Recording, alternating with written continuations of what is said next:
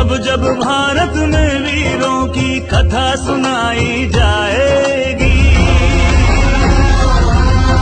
जब जब भारत में वीरों की कथा सुनाई जाएगी, रेजांगला की गौरव गाथा सबसे पहले आएगी।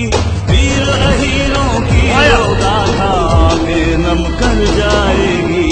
17 मई को झारखंड में रेजांगला के अमर शहीदों के रक्त से सनी हुई मिट्टी का कलश आ रहा है। मैं सभी देशवासियों से और झारखंड वासियों से अपील करती हूँ कि आइए और वीर शहीदों को नमन कीजिए, उनके रक्त से सनी हुई मिट्टी को श्रद्धांजलि दीजिए। ये हमारा उनके लिए एक बहुत बड़ी श्रद्धांजलि होगी। देश के लिए मर मिटने वाले रेजांगला के वीर शहीदों की मिट्टी राजधानी रांची आ रही है। 17 मई को राजधानी रांची के IMA हॉल में भाग लेकर उन्हें नमन करें और श्रद्धांजलि यात्रा में शामिल हों। जय हिंद।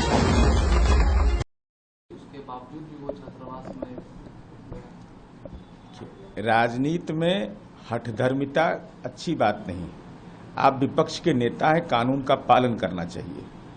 और दलितों के सवाल पर आप स्पष्टता से बोलते नहीं हैं। किस बात का संवाद आप कर रहे हैं? संवाद के पहले तो आपको अपने शासन काल में जो गठबंधन का सहयोगी था, उसमें जो कृत्य हुआ था, उन माताओं और बहनों और बेवाओं से माफी मांगनी चाहिए थी आपको।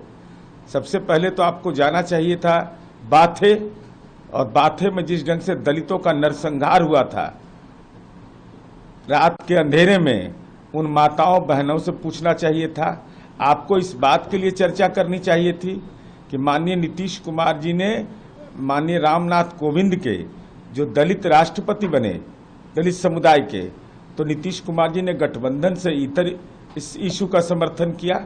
आपको इस बात का समर्थन, इस बात की प्रशंसा करनी चाहिए या चर्चा करनी चाहिए थी कि देश का पहला राज्य है बिहार, जहां दलित समुदाय का व्यक्ति झंडा फहराता हो, राष्ट्रीय झंडा फहराता हो। सामाजिक जकड़न पर प्रहार है यह, और वहां मुख्यमंत्री जी, चीफ सेक्रेटरी, DGP सैल्यूट करते हैं। ग्रामीण क्षेत्रों में BDO, CO और MLA सैल्यूट करते हैं, तो उस बुजुर्ग को भी सैल्यूट करना पड़ता है।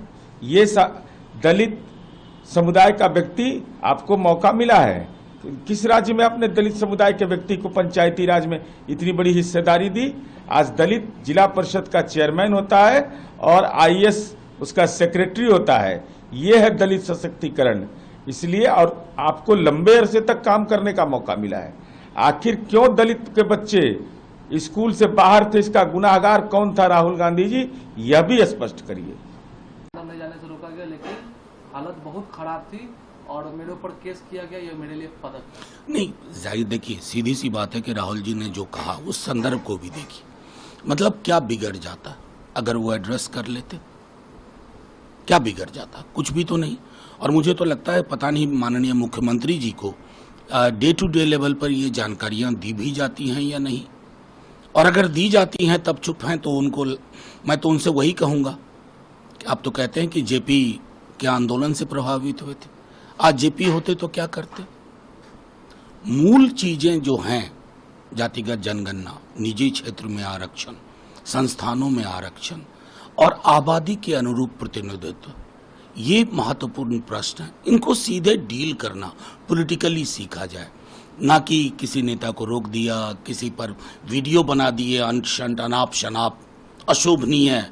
तो ये सारी चीजें राजनीति की में जो गरिमा है ना, उसको खत्म करती है।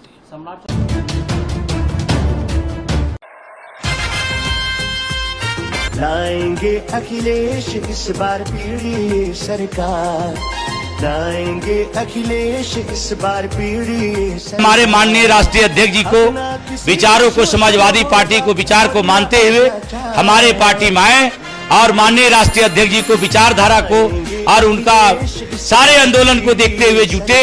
और मैं सभी को आह्वान करता हूं कि समाजवादी पार्टी में सदस्यता ग्रहण करके मजबूत करें। जय समाजवाद, जय अखिलेश। आइए समाजवाद से जुड़िए, समाजवादी बनिए।